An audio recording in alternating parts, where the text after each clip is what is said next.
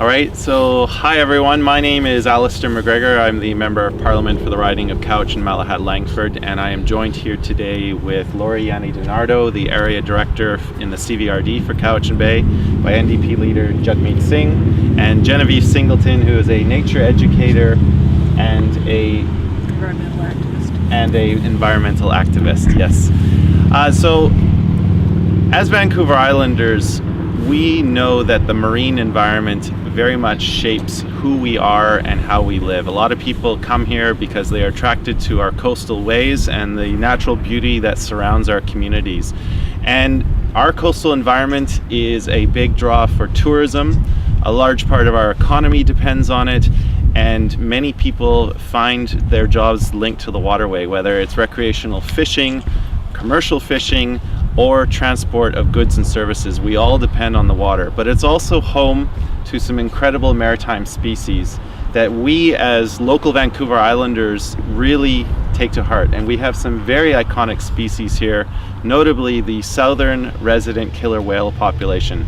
Now, while they may not make their way in as far as Couch and Bay, their habitat does include the Salish Sea, the southern Strait of Georgia, and also the Strait of Juan de Fuca. And we know that they have come under threat in recent years. So it's incumbent on us to take action. And with that, I would like to turn it over to my leader, Jagmeet Singh, to say a few extra words on that topic. Well, thank you very much. As Alistair touched on, being out here on the island, I've been able to see the beauty of the natural diversity of this region up close. And I get a sense of why people on the island care so much about protecting the environment. When you're surrounded by such beauty, it's hard not to care. And that's why I'm really concerned with what the government's proposing right now. We know that the environment and protecting the environment also impacts livelihood. People depend on the environment. But it's also important for us to support the diversity that exists. And with the southern resident killer whale population, we know that there's some fundamental protections that we need to have at the federal government. And the Oceans Protection Act is a fundamental piece of this strategy.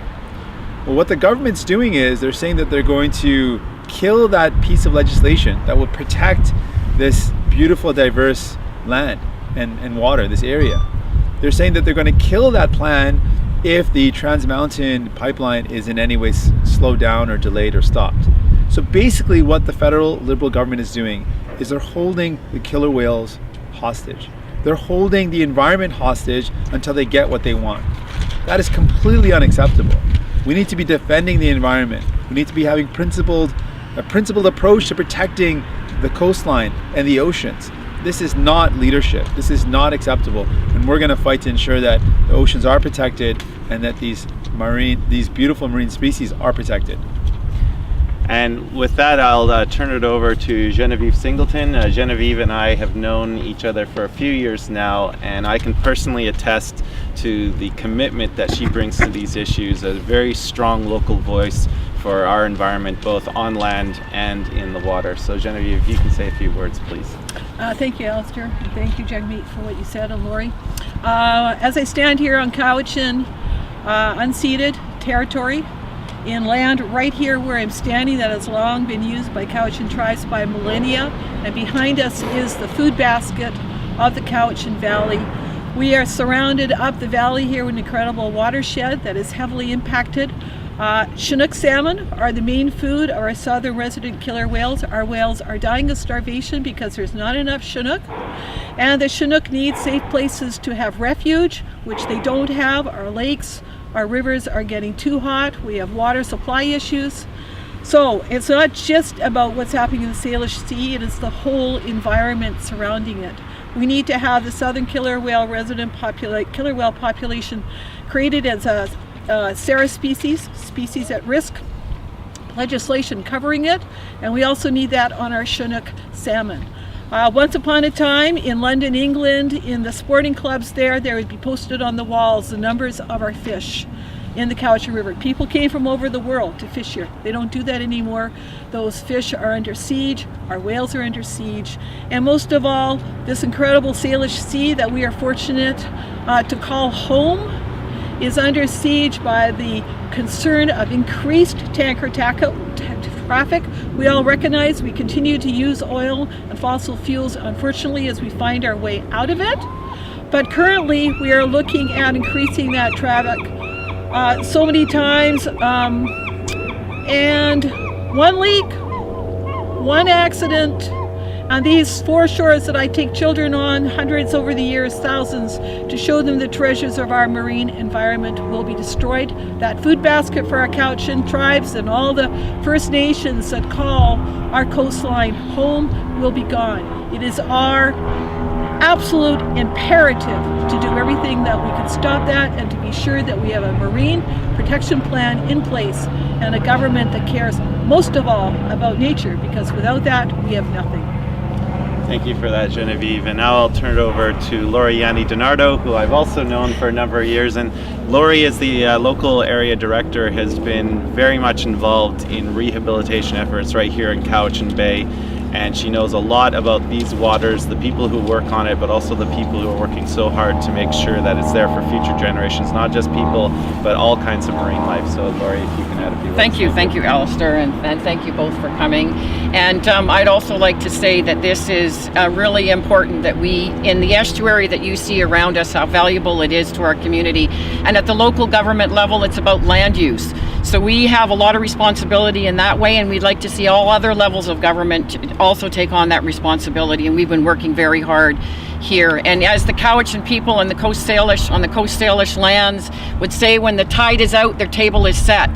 That is something that we want to continue and make sure that we protect the whales, that also from our beaches there is sandlats and the fish and everything else is all connected. So we all value that, and we appreciate that we'll all be working together for our communities. And if I can just add one thing, my colleague Randall Garrison, the Member of Parliament for Esquimalt Saanich Suk, he has been involved in the southern resident killer whales issue for a long time. And, you know, we have seen a drastic decline from over a decade of up to 20% of their numbers. And really, because this species is protected under the Species at Risk Act, they were added there in 2003. We don't need more research plans from the government. We need to see an actual timetable for concrete action on what they're going to do to protect this very iconic species. So with that, I'll turn it over to any questions that you may have for us. Thank you. I think we should also just acknowledge the great work of not only Randall Garrison, but Finn Donnelly as our critic for fisheries. He's been a big champion in terms of protecting biodiversity, marine species like the resident killer whales, for the southern resident killer whales. Yeah. I've been here since 1990. I'm from Toronto. And a great many people living here are from elsewhere. And what we did was we pursued being closer to nature. I lived downtown Toronto, real estate agent there for many years, right in the heart of it, lived the life. Coming here represents something so special, so spectacular, that it took me years just to explore the basic fundamental places that people usually go to. And now this is my home. So I'm very aware of, the issues at hand. And I'm very concerned about, and my question is to Jagmeet, I'm very concerned about what's going on between this craziness between the two provinces with regard to stopping the flow of oil and so forth. My question is this: if there were a gas, what do they call it? Not the pipeline, but to refine gas, those refinery. I'm sorry, couldn't. If there were a refinery placed closer to the oil, would that make any huge difference in your mind as to the need to have oil be pushed by the federal government toward the coast? Well, I can say that one of the things we don't want to get into is allow the framing of this issue to be between one province and another province. Both provinces, both premiers are doing what they promised to do. This is a federal issue. This is an approval process that was federal in nature, and our federal Prime Minister Trudeau, approved the project. knowing that the process that he used did not take into consideration environmental concerns, didn't take into consideration the unique nature of a diluted bitumen oil spill, didn't allow for any testimony from Indigenous peoples, didn't allow for any concerns that were raised on the environmental front to be addressed. This was not a science-based, evidence-based process. It was widely known as the old Harper process that was a sham. But the Prime Minister used that process to approve this energy project. That's the problem. And what we said is we want to have a modernized process that takes into consideration all the concerns, the very legitimate concerns about the environment, to make sure that they are addressed. And if they're not addressed, then we should not be approving this project. And that's what we need to see happen. New Democrats have committed to having a modernized process that's independent, science-based, evidence-based, and that we subject this project and any other project through that process. Thank you for that. One last question. Regarding the fish farms up the coast, I understand there's well close to or over 100 fish farms. And Washington State is wanting to eliminate the few that they have. And many other jurisdictions have taken a very close scrutiny to this kind of manufactured fish existence. It's putting our basic salmon species at great risk. And do you have a position on that? Absolutely. What we said is the issue is of course complex, but we know which way the world is headed. In Europe and in Washington State, what they've now passed is close containment. And the idea being that at the end of the day, we want to support agriculture and we want to support industry, but it can't be at the risk of the wild species. It can't be at the risk of biodiversity. And so there are ways, there are tactics and there are strategies that are available that protect the wild species, and that's what we need to do.